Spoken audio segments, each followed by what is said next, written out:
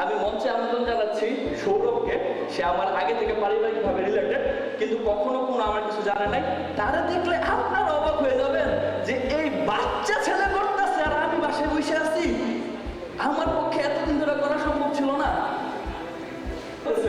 কিন্তু এই ব্যক্তি যদি 1 কোটি টাকা সেল করতে পারে, তাও 7 দিনে, তাহলে আপনার কি মনে হয় না যে আমি আপনার ওই মানুষটা বানাইতে পারবো যে ও 7 দিনে 1 কোটি টাকা সেল করতে পারবে?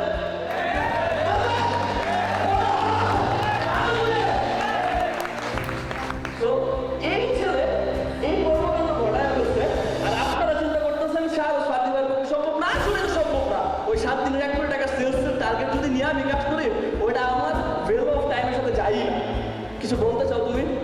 আসলে এই সেলসটা করতে আমার 7 দিন লাগছে, কিন্তু এই সেলসের পিছনে আমার 8টা মাস পরিশ্রম করতে হয়েছে। 8টা মাস।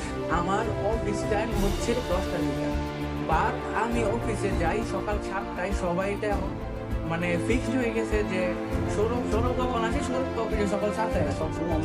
এবং আমি সবার লাস্টে অফিস থেকে বের হই, এবং এই জিনিসটা অ্যাচিভ করতে আমার টোটাল 8টা মাস সময় লাগে। 8টা মাসের অক্লান্ত পরিশ্রমের ফলে আমি এই সেলটা জয়েন করতে পারছি।